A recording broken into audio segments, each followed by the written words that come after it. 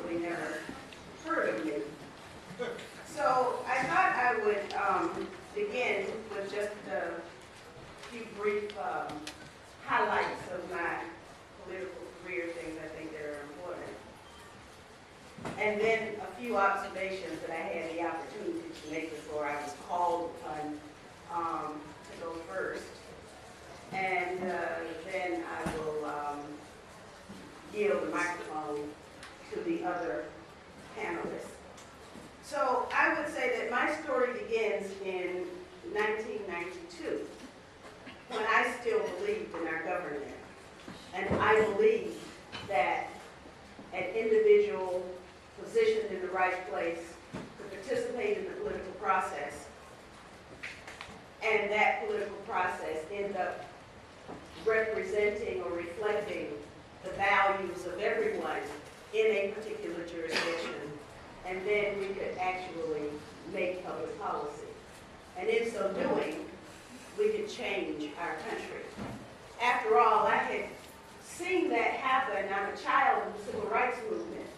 So I had seen my father's generation believe in this country and believe in themselves and believe in their ability to change this country. And they indeed did change this country and made it possible for me to even contemplate not only running for political office, but actually serving. First in the Georgia legislature, and then after that in the United States Congress. So in 1992, I saw something operating in the back rooms of the Georgia state capitol that I didn't like. I saw good old boys who didn't care one thing about black people sitting in back rooms and trying to decide who was going to be the next black member of Congress from Georgia. And so the governor had his candidate, the Speaker of the House had his candidate, and then, of course, ultimately the people had their candidate. Yeah. So in 1992, I ran for Congress with that as a backdrop. And my father came up with this slogan, "Why not a woman?" Because honestly, the idea of a woman being a part of the Georgia delegation was quite new. A black woman whose hair was natural, oh man. And as I traveled throughout this district, which was urban, suburban, and rural, and mind you, I've never been outside, I've never been 50 miles outside of the city of Atlanta. I really was a city girl. But I was forced to confront some realities that people in other parts of the country don't really understand about the South.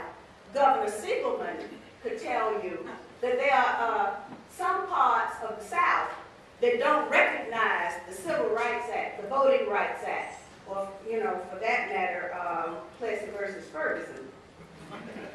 And so we were confronted with going into a racially charged situation and me presenting myself to people who didn't even think that I deserved to look at them in the eyes and say, "I'd like to be your representative in Congress."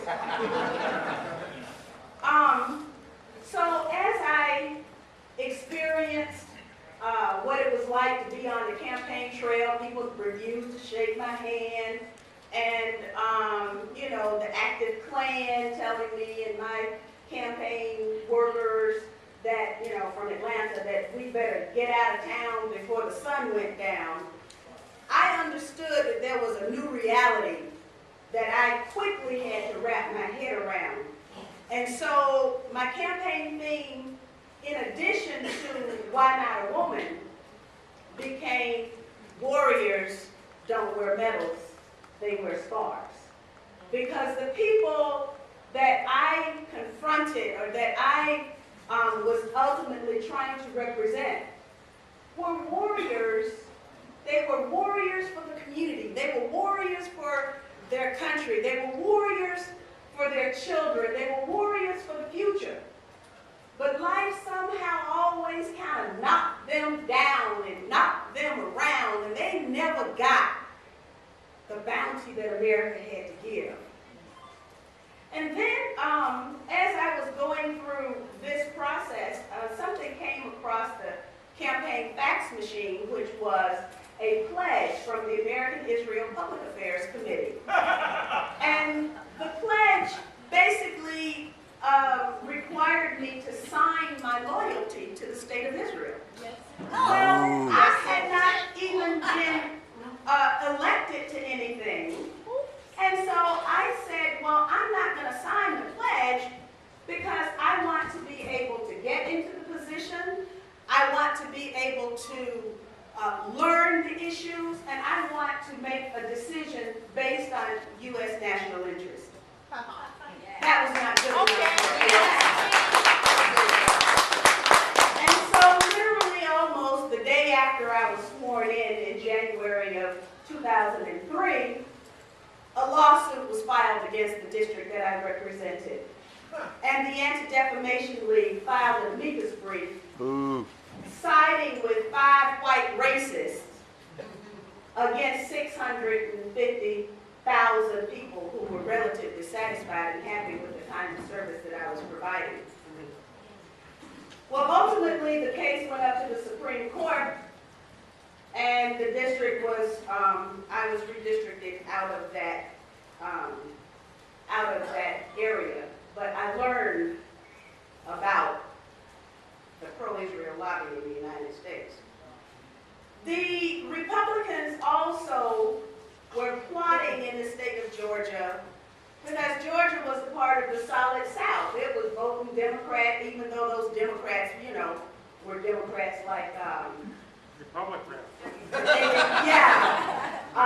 They weren't real Democrats, but they were Democrats in name only, and that was sufficient for the National Democratic Party. And so the Republicans were trying to figure out how they could take over the state of Georgia. And then something happened on September 11th, which gave them an opening. It wasn't necessarily that our country was attacked. That wasn't the opening. The opening was that I didn't believe what George Bush said as the reason why we all saw those 3 buildings in the Twin Towers go down. So that became my problem. And after gaining election to the U.S. Congress for 10 years, I was forced on one July or August evening, the Democratic primary, to admit that the Republicans wanted to defeat me more than the Democrats wanted to keep me. Seems that both, when it came to the pro-Israel lobby, both the Democrats and Republicans danced to the same tune. Now, what does that have to do with anything? I have had the opportunity to go literally all over the world because we are a worldwide constituency, those of us who do not believe the official U.S. government story.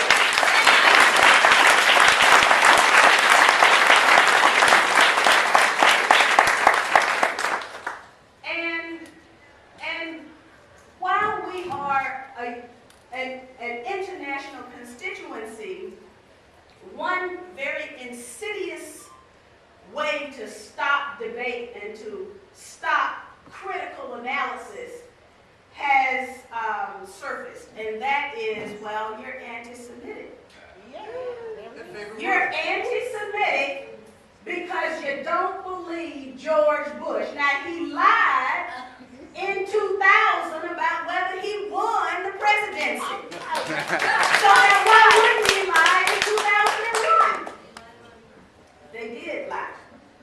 And I think by now we all know that they lied. And even the 911 commissioners have said that those folks didn't tell the whole truth and nothing but the truth.